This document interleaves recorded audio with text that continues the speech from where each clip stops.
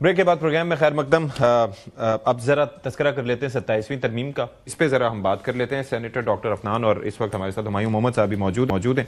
तो अफनान साहब, your thoughts के एक जगह से मंजूर हो गया, दूसरी जगह से होना बाकी है, तो हो जाएगा आसानी से, सब स्मूथ सेलिंग है? देखिए इंशाल्लाह मेरा ख्याल है कौमी असेंबली में ज़्यादा कम चैलेंजिंग है compare to senate. Number game भी स्ट्रॉन्ग थी हमारी। अच्छा। और नॉर्मली जो है सेनेट के अंदर जो उसको स्क्रूटनाइज करने का जो पैमाना है वो ज़्यादा हायर ऊपर होता है काफ़ी कंपेयर टू नेशनल असेंबली।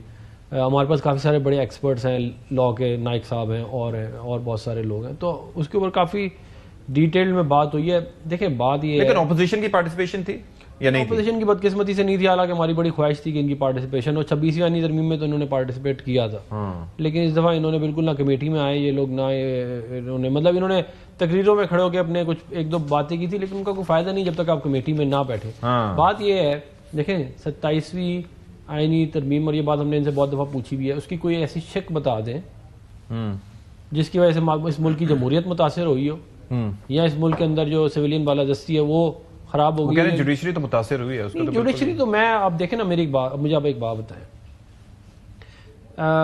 2017 में साकिब निसार ने डिसीजन दिया मियां मोहम्मद नवाज साहब के खिलाफ 63A का, आपको याद होगा।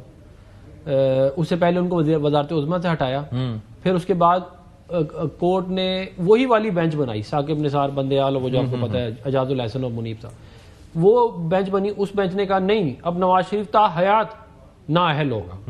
फिर उन्होंने कहा कि अच्छा ताहयात नाअहल हो गए, नहीं ये भी काफी नहीं है, अब हम बनाएंगे एक और बेंच, यही वाली बेंच बनाएंगे, और उसमें हम लेके जाएंगे कि वो पार्टी का सरबराह भी नहीं रह सकते, क्योंकि उन्होंने वो जो वोट होगा पार्लिमानी पार्टी का वो डिसाइड करेंगे। उधर से भी उसी बेंच ने। उसके बाद जो है आप आगे आते जाएं, RTS का फैसला हो गया, आपको पंजाब गवर्नमेंट हमारी हो गई, वो एक ही ये कोई लेकिन वन वे दी है नजर, अगर इसमें अगर जुडिशरी या जज साहिबान अपने फैसलों से मुताल्लिक फैसला करने से पहले ये देखेंगे कि अगर मैंने हुकूमत वक्त के खिलाफ फैसला किया तो कहीं आगे मेरी तरक्की या ट्रांसफर या ये चीजें मुतासर ना हो, क्योंकि जुडिशल कमीशन में भी जो मेंबर्स हैं उनकी तादाद भी इस चीज पे मेरिट करती है कि किसने कहाँ जाना है, तो वो जब ऊपर देखता रहेगा तो फिर तो उसने कभी हुकूमत के खिलाफ फैसला नहीं देना। देखिए पहले तो बात ये जो फिर ओवरसाइट जो होती है वो कहाँ गई? देखिए जो फेडरल कॉन्स्टिट्यूशनल कोर्ट है उधर से तो ट्रांसफर नहीं होगी ना, ट्रांसफर होनी है हाई कोर्ट्स के लेवल के ऊपर, या हाई कोर्ट से आप supreme court federal constitutional court आ सकते हैं। एक दफा आप उधर पहुंच गए तो फिर तो आपने वहीं है ना।